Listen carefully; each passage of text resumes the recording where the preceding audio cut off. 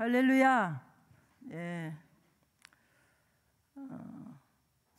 제가 또 목사님이 코로나에 확진이 되셔가지고 저까지 확진이 됐으면 또 지방의 목사님들 어떻게 설교하실 분을 구하려고 해봐도 없고 그래가지고 어쩔 수 없이 제가 또 이렇게 부족하지만 하나님 말씀을 나누게 되었습니다. 저는 이 말씀을 준비하면서 제가 정말 설교 준비하다가 그렇게 펑펑 울고 하나님의 마음에 이렇게 부딪혀 보기는 처음이에요. 연약한 때가 강함이라 약한 자를 들어 강하게 강한 자를 부끄럽히시는 하나님께서 붙들어 주시고 우리 모두에게 은혜 주실 줄로 믿습니다. 네, 추수의 계절 가을입니다. 하나님이 원하시는 그런 수확의 열매는 무엇일까요? 우리가 얼마나 잘 사느냐, 우리가 무엇을 많이 가졌느냐, 이것이 아니라 하나님은 우리 영혼을 원하십니다. 예수님의 십자가 희생의 열매는 여기 있는 우리들입니다. 예배하고 있는 우리들이죠. 그래서 우리 평생의 가장 중요한 일은 내 영혼이 구원을 받고 내 주변에 있는 사람을 구원하는 일인 줄로 믿습니다. 일본의 신학자 우찌무라 간조가 세 가지 저주에 대해서 말했습니다. 첫째는 질병도 아니고 실패도 아니고 다른 사람들에게 배신당하는 것도 아니고 아무리 믿으려고 해도 하나님이 믿어지지 않는 버림받은 심령. 두 번째, 아무리 성경을 읽어도 하나님의 말씀이 하나님의 음성으로 들려지지 않는 것. 그렇죠, 여러분. 성경은 지식적인 책이 아닙니다. 하나님의 말씀을 들을 때, 설교 말씀을 들을 때 내 속에 하나님의 음성이 들려서 내 마음이 뒤집어지고 내 마음이 하나님의 말씀으로 만져지고 그래서 정말 내 마음이 뒤집어지는, 거듭나는 그런 역사가 일어나야 됩니다. 그리고 세 번째, 저주받은 사람은 감사하는 마음이 없는 사람이라고 그래요. 주님 앞에 살아간다 하면서도 항상 원망과 불평과 좌절이 튀어나오는 사람들입니다. 항상 원망과 불평을 입에 달고 사는 사람들, 이것이 저주받은 사람들의 모습이라는 것이에요. 이게 뭐냐면 한마디로 심판 때까지 가보지 않더라도 이미 이 사람의 모습을 통해서 그 사람의 운명을 미리 알 수 있다라는 것이에요. 오늘 본문 씨 뿌리는 비유도 그런 이야기입니다. 가보지 않아도 알 수 있다는 거예요. 지금 이 시점에서 알 수 있다는 것입니다. 이 씨 뿌리는 비유는 우리 모두가 잘 아는 바와 같이 네 가지 밭이 나오지요. 길가밭, 돌짝밭, 가시밭, 좋은 땅. 그런데 이 중에 구원받은 땅이 있어요. 구원받는 땅. 뭐죠? 좋은 땅. 근데 예를 들어 가시밭도 열매를 맺지 않을까? 근데 이제 농사 짓는 분들 이렇게 보면은 상품 가치가 떨어져 가지고 결국 이 가시밭의 그 곡식은 버리기는 마찬가지라는 거예요. 저는 생각하기를 마지막 세대의 많은 교인들이 이 두 가지 돌짝밭과 가시밭에 걸릴 것 같습니다. 그래서 두려운 것입니다. 누구를 판단하기 전에 나 자신을 돌아보게 돼요. 과연 나는 돌짝밭이 아닐까? 이 성경에 나오는 이 환난과 어려움이 올 때, 말씀으로 인하여서 어려움이 올 때 끝까지 말씀을 붙들고 내가 가는가? 내가 가시밭은 아닐까? 그럼 이 네 가지 밭은 뭘 의미하느냐? 이 네 가지 밭, 이 땅은 지금 이 자리에서 말씀을 듣고 있는 우리의 심령의 상태라는 거예요.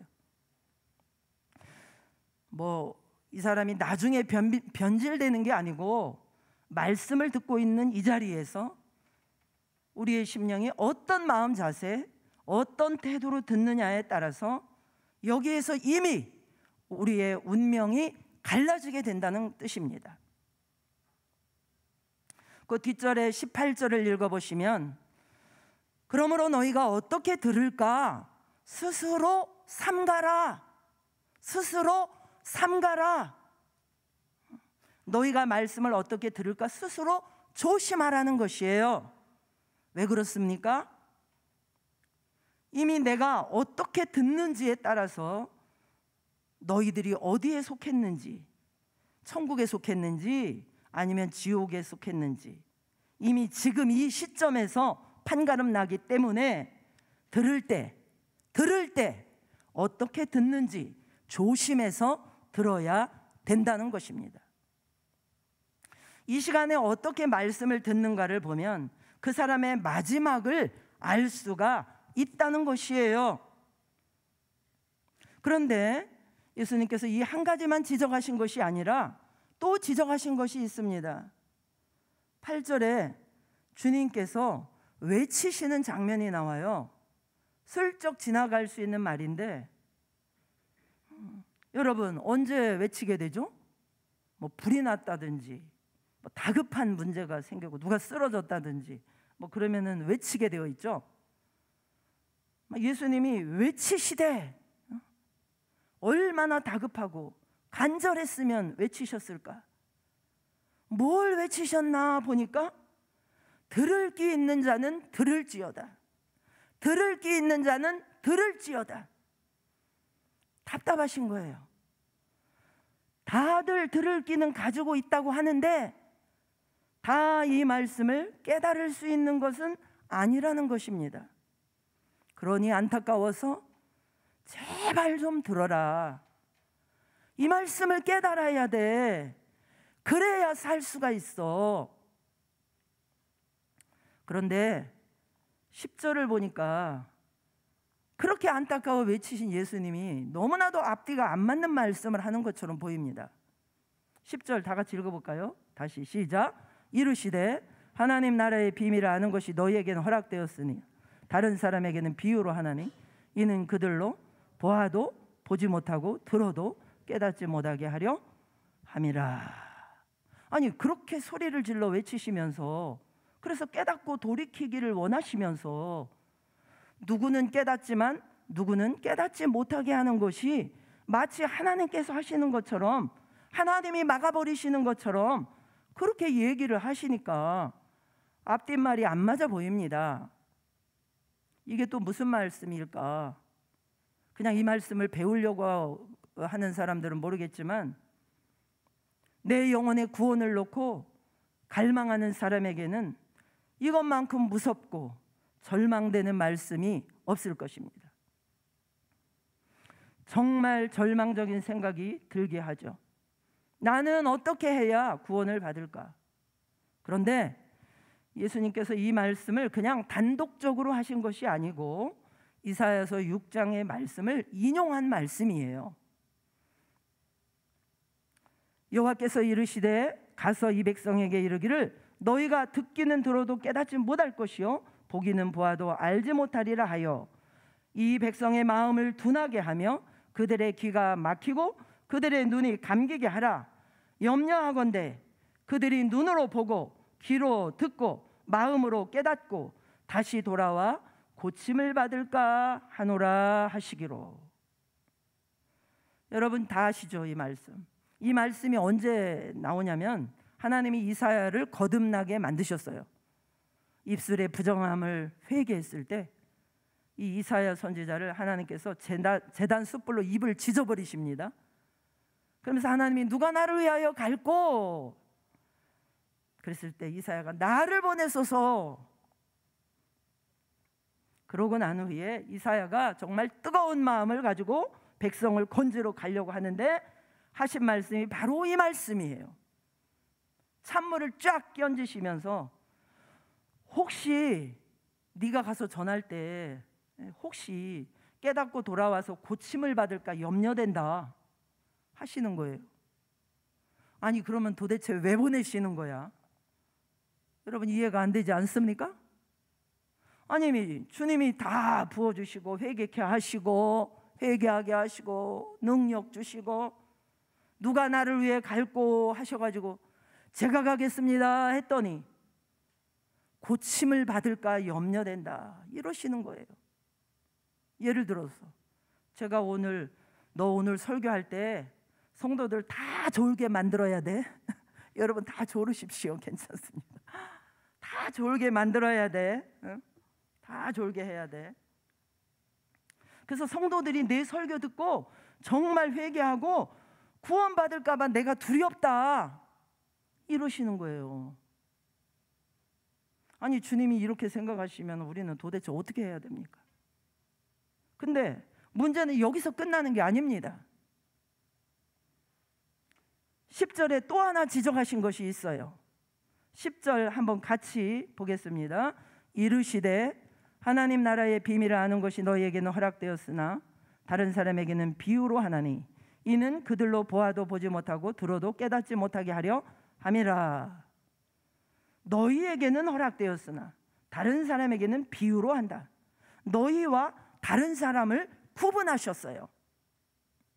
지금은 다 같이 예수님 안에 이렇게 예수님 곁에 있지만 오직 너희들만 천국 백성이 되는 것입니다. 너희들은 따로 불러가지고 하나님 나라의 비밀을 알도록 비유 해석을 가르쳐 주셔요. 그런데 다른 사람은 그저 비유만 얘기해 주세요. 그랬을 때 아니 그러면은 다른 사람들도 비유 해석을 가르쳐 주시면은 돌아와서 구원을 받을 수 있지 않을까요? 여러분 이미 길가밭이 되고 돌짝밭이 되고 가시밭에다가 아무리 비유를 해석을 해준다 하더라도 결국에는 그들은 복음을 배반해 버릴 것이라는 거예요. 그러니까 우리가 가장 많이 착각하는 것 중에 하나가 나는 안다는 것입니다. 나는 말씀을 깨달았다. 십자가 복음을 내가 알고 있어. 아니 근데 말씀을 지식적으로 알면 뭐합니까? 십자가의 그 풍성한 복음을 알면 뭐합니까? 나부인 자기 십자가 회개의 복음 알면 뭐합니까?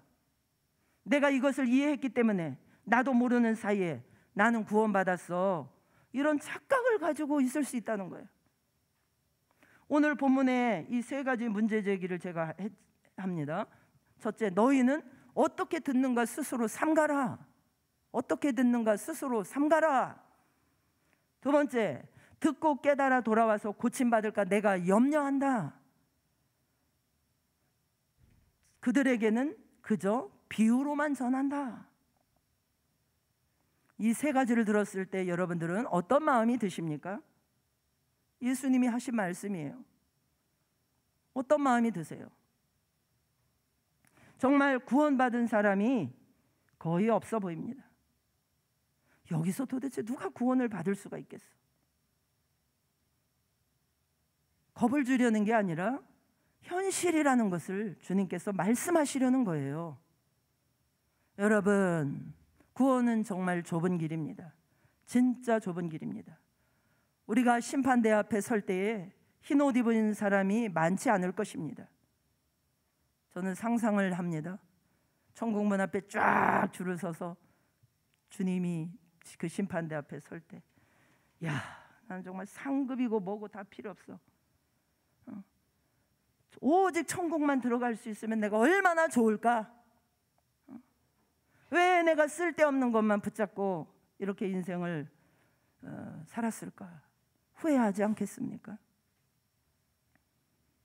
그럼 어떻게 해야 천국에 들어갈 수 있을까요? 이 본문을 통해서 세 가지를 말씀드리고자 합니다. 첫째, 예수님, 주님이 우리 인생의 전부여야 합니다. 저나 여러분이나 주님이 우리 인생의 전부, 우리 인생의 주인이어야 합니다. 너희와 다른 사람으로 구분하셨어요. 너희는 누구겠어요? 제자들이죠. 다른 사람은 군중을 말합니다. 군중. 그럼 제자들과 군중의 차이점을 알면은 지혜로운 사람 같으면 얼른 제자에 속하면 될 거 아니에요. 여러분, 제자들도 동일하게 시기질투하고 으르렁거리고 주님을 배반하고 도망치고 다 똑같은데요, 딱 하나 다른 게 있어요.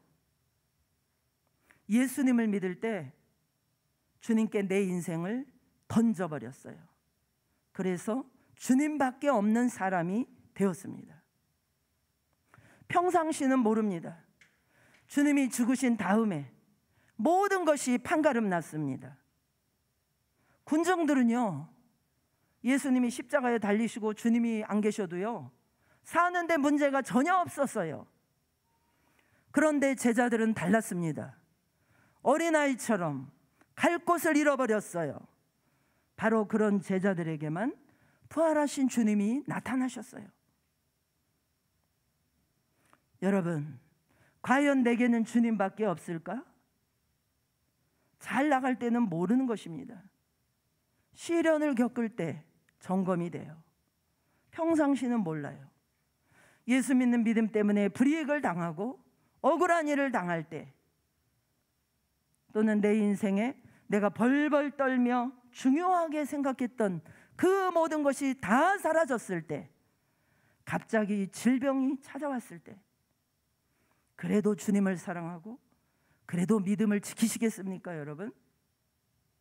여러분, 주님을 인생의 전부로, 여러분 인생의 주인으로 만드시기를 주님의 이름으로 축복합니다.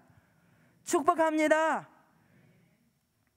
두 번째, 천국 가는 두 번째, 말씀을 듣는 우리의 심령이 반드시 좋은 땅이 되어야 합니다. 반드시 좋은 땅이 되어야 합니다. 그러면 좋은 땅이 어떤 땅인지 알아야 되겠죠. 15절에 좋은 땅에 있다는 것은 착하고 좋은 마음으로 말씀을 듣고 지키어 인내로 결실하는 자다. 좋은 땅은 착하고 좋은 마음. 착하고 좋은 마음이 뭐냐? 바로 그 뒤에 나오죠. 말씀을 듣고 지키어. 여기서 핵심 단어는 지키어라는 단어예요. 저나 여러분이나 대부분의 사람들은 말씀을 어떻게 들어오고 있습니까? 수동적으로 들어요. 이게 무슨 말이냐면, 그냥 말씀을 편안하게 듣다가 내 마음에 와닿으면 반응을 해요. 감동을 받으면 겨우 움직이려고 합니다.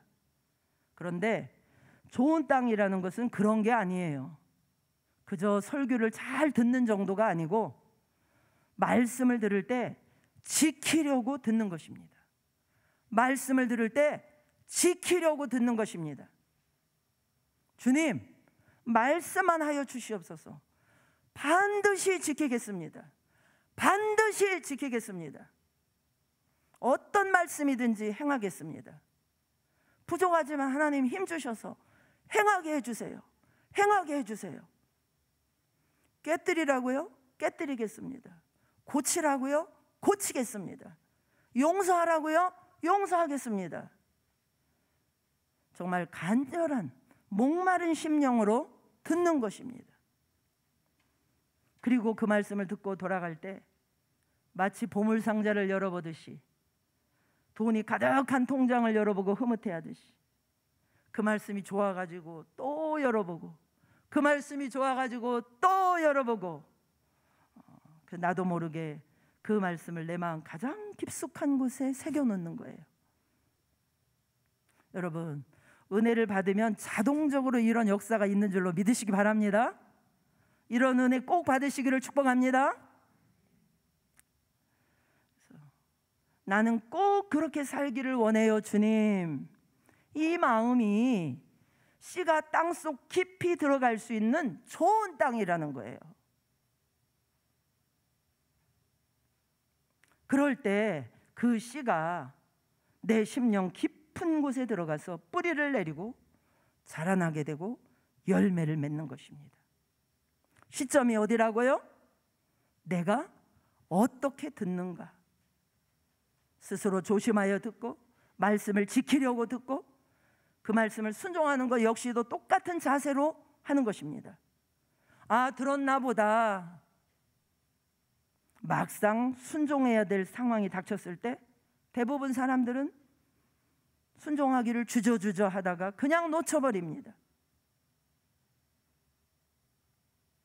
용서하라고? 말이 쉽지 막상 내가 상처받으면 용서가 됩니까? 뒤집어져서 용서고 뭐고 보이지 않아요. 그런데 평상시에 말씀을 지키려고 마음속에 품어놓고 말씀을 품어놓고 있으면 그 상황이 닥쳤을 때 이때가 기회구나. 얼른 용서해버리고 얼른 깨뜨려버리고 얼른 고쳐버리고, 이것이 좋은 땅입니다. 할렐루야. 이것이 좋은 땅입니다. 그래서 말씀을 듣고 지키어 인내로 결실하는 자니라. 인내로 결실하는 자니라. 어떤 유혹과 시련이 있어도 포기하지 않고 끝날까지 이렇게 살아가면 마지막 심판대 앞에 하나님 보시기에 우리 영혼이 아름다운 열매가 되어서 저 천국으로 갈 수 있는 줄로 믿으시기 바랍니다. 여러분, 우리가 매일 예배를 드립니다.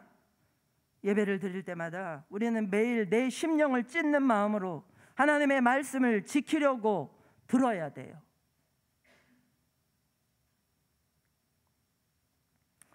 지금이 중요해요. 지금 내가 어떻게 듣는가를 보면 마지막 때 어디로 가는지, 내 운명이 어디로 가는지 지금 이 시간에 알 수 있다는 거예요. 세 번째, 어떻게 천국 갈 수 있는가? 구원받고자 하는 간절한 마음이 반드시 있어야 합니다. 혹시 깨닫고 돌아와 고침받을까 염려가 된다, 이렇게 말씀하셨어요. 혹시 깨닫고 돌아와 고침받을까 염려가 된다. 만약에 저에게 이런 말씀을 하신다면은, 야, 내가 돌아와가지고 고침받고 구원받을까 봐 내가 염려돼. 그러면 이 말씀을 여러분들에게 하신다면 여러분들은 어떤 심정이시겠습니까? 나는 버림받기로 작정된 사람인가? 하나님이 나는 포기하셨나? 사람들마다 의지가 다르니까 어떨지 모르겠습니다만 저는 절대로 포기 못합니다. 세상이 다 무너진다 할지라도 내가 이대로 지옥 간다 한다면 포기가 됩니까? 절대로 포기 못합니다. 길을 쓰고 운명을 거슬러서라도 내가 할 수 있는 것들은 다 해볼 거예요. 가진 것을 나눠주라면 다 나눠줄 것입니다. 하나님 보시기에 잘못된 죄가 있으면 다 끊어버리고 하나하나 찾아가서 용서를 빌으라 하면 빌 것이고 용서해 주라 하면 용서를 해줄 것이고 다 할 것입니다. 지옥 가는 것이 확정된다고 하면요, 자, 그런데 혹시 염려하건대 그들이 깨닫고 돌아와 고침받을까 하노라, 이 말씀은 두 가지 의미가 동시에 들어있는 거예요. 첫째는, 야 이사야야, 너가 가서 전해도 그들은 돌아오지 않을 것을 내가 안다 라는 뜻입니다. 그들은 돌아오지 않을 것을 내가 알아, 이런 뜻이에요. 그리고 동시에 두 번째, 그들이 고침받을까 염려된다는 이 절망적인 말씀이 어떻게 보면은 반어법 같은 거예요. 제가 사전적 의미를 찾아봤어요. 반어법, 참뜻과 반대되는 말을 통하여 문장의 의미를 강화하는 수사법, 강화하는, 의미를 강화하기 위해서 참뜻과는 반대되는 표현을 한다는 거죠. 어떻게 보면 반어법 같은 것인데, 그래서 오히려 그럼에도 불구하고 주여 저희들을 버리지 마시옵소서, 누구 하나 주님께 돌아와서 주님의 옷자락을 붙들기를 간절히 바라시는 하나님 아버지의 마음, 하나님 아버지의 사랑, 이런 역설적인 의미가 담겨 있는 것입니다. 그런데 이 구조가 여러분, 수로보닉의 여인, 거기에서 이 구조가 그대로 나오지요. 주님께서 많은 그 사람들 보는 앞에 이 이방 여인을 모욕을 하셨어요. 자녀의 떡을 개들에게 던지지 않는다. 딱 잘라서 그렇게 목말랐던 이 여인을 그냥 끊어내치셨어요. 수많은 사람 앞에 모욕을 당했어. 이제 다 끝장났어요. 주님이 어떻게 이러실 수가 있어? 주님이 어떻게 이러실 수가 있어? 보통 사람 같으면 분노가 생기고 좌절될 것입니다. 그런데 이 수로보니게 여인은 좌절할 겨를이 없어요. 왜요? 너무나 갈급했기 때문입니다. 너무나 갈급했기 때문입니다. 말씀을 들으며 좋을 새가 없어요. 너무나 갈급했기 때문입니다. 그 말씀에 개의치 않고, 예수님의 그 거절의 말씀에 개의치 않고 이렇게 말합니다. 주님 옳습니다. 저는 개예요. 저는 개라니까요. 저는 개예요. 하지만 개도 주인의 상에서 떨어지는 그 부스러기를 먹습니다. 그 부스러기라도 제게 주십시오. 그 부스러기라도 제게 주세요. 너무 간절하니까 자존심이고 뭐고 아무것도 없는 것입니다. 그런데 여러분 아십니까? 주님은 이 여인이 어떻게 대답할지 아셨을까요? 모르셨을까요? 아셨어요. 이미 다 아셨어요. 전략적으로 거기 있는 모든 사람에게 봐라! 이 여인이 어떻게 대답하는지를 봐라! 이 여인이 어떻게 대답하는지를 봐라! 이것을 보여주고 싶으셨던 거예요. 그래서 10절은 두 가지 의미가 담겨 있는 것입니다. 간절한 심령을 가지고 있는 사람들에게는 오히려 길을 쓰고 돌이키게 하는 말씀이 되는 거고, 간절하지 못하면 오히려 눈이 감기고 귀가 막히게 하는 말씀이 되는 것입니다. 오늘 이 말씀을 듣는 여러분들은 구원의 갈망이 있는 줄로 믿습니다. 그런데 제가 이렇게 지내다 보면 이 문제를 가지고 좌절에 빠져 있는 분들이 또 계시더라고요. 저는 해도 안 돼요. 주님이 저는 안 만나주시는 것 같아요. 저는 포기하고 기회를 놓친 것 같아요. 하나님 포기하신 것 같아요, 나를. 그럼에도 떠날 수도 없고, 또 반대로 거절당한 것 같아 마음을 주님께 마음껏 드리기도 어렵고, 남들은 주여라고 소리치고 기도도 하고 찬양도 하고 아멘도 하는데 나는 도리어 움츠러들고 스스로 움츠러들고 나는 하나님하고 관계없는 자인가 봐. 그런 생각을 하는 분들이 종종 계시더라고요. 여러분, 우리의 마음을 열고 혹시라도 거절감이 있으시고 혹시라도 두려움이 있다 할지라도 절대 포기하지 마시고 주님을 기다리시기 바랍니다. 내일 당장 주님이 오시지 않을 수도 있어요. 그러나 문을 열고 기다리고 주님 내게 오세요. 예수 내 주여 지금 내게 오셔서 사모하십시오. 주님 날 기억해 주세요. 마음 문을 열고 간절한 심령으로 나간다면 지나가시던 주님의 마음을 녹이고 주님의 발걸음을 멈춰서 여러분에게 반드시 다가가시게 될 것입니다. 절대로 포기하지 마시기 바랍니다. 가까이 있을 때 부르라 하셨어요. 왜 안 부르십니까? 저는 주님 내게 오세요 부를 때마다 주님이 오시더라고요. 어제 새벽에도 주님이 오셨습니다. 제가 기도하고 있는데 갑자기 하늘이 열리면서 우레소리와 같은 그 수많은 천군 천사들이 막 제 기도를 실어 나르느라고 정신이 없어요. 그래서 너는 환경을 보지 말고, 지금 막 코로나 어려운 상황에 제가 자꾸 코로나에 막 신경이 쓰이는데 나만 바라봐라 딸아. 낮의 해가 너를 상하지 않게 하고 밤의 달도 너를 해치 아니하고 많은 물이 너를 침묵하지 못하게 할 것이니 너는 나만 바라봐라. 그러시면서 주님을 불러보세요.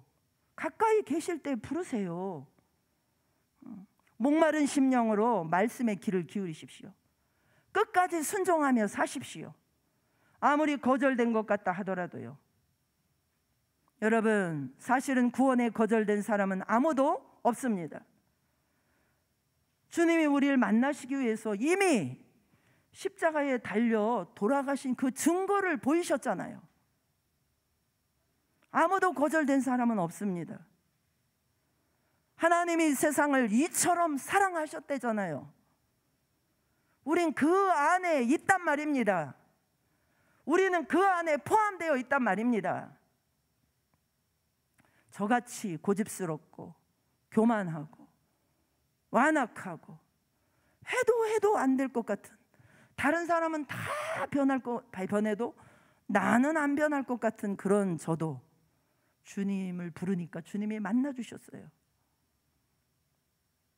그런데 하나님께서 여러분을 안 만나주시겠습니까?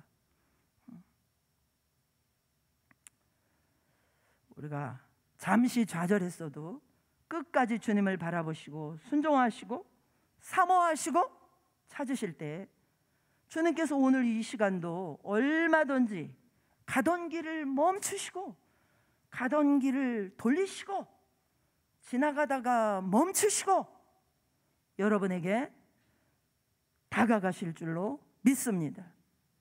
여러분에게 다가가실 줄로 믿습니다. 이 좋으신 주님을 꼭 만나실 수 있기를 축복합니다. 우리 잠깐 기도하는 시간을 갖기 원합니다. 하나님, 우리에게 간절한 마음을 회복시켜